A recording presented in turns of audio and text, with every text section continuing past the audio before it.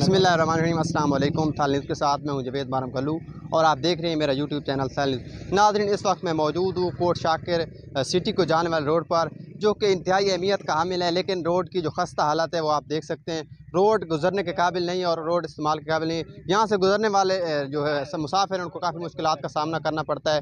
आपको बताएं कि ये रोड इंतहाई अहमियत का हामिल है। ये रोड जो है rural health centre Kot Shakir, government high school और यूनियन कौंसिल के दफातर को जाता है। एक इंतहाई अहम तरीन रोड है। हमारे साथ कोट शाकिर के मकीन मौजूद हैं, उनसे जानने की कोशिश करते हैं कि इस रोड के तमीर ना होने से उनको क्या मुश्किलात का सामना है।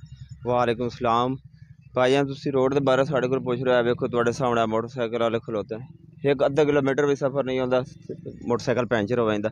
जलीलो खुआरत बनी पई है रोड़ा सारा। ये जेह्ड़े साढ़े MP हो गए, MNA हो गया, ये जी साढ़े कोल उत्थे आ जांदे ने वोट वोट वोट, जो वोट लैके चले जाते हैं, फिर बाद साड़ी पुछ प्रीत ही नहीं करते।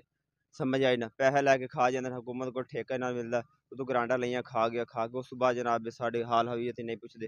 है थोड़े सामने रोड का हालात है, सामने थोड़े पानी है, कोई हिसाब किताब नहीं। अस बड़े दलीलो खुआर है, थोड़ी मेहरबानी साढ़े बारे कोई सोचा जाए।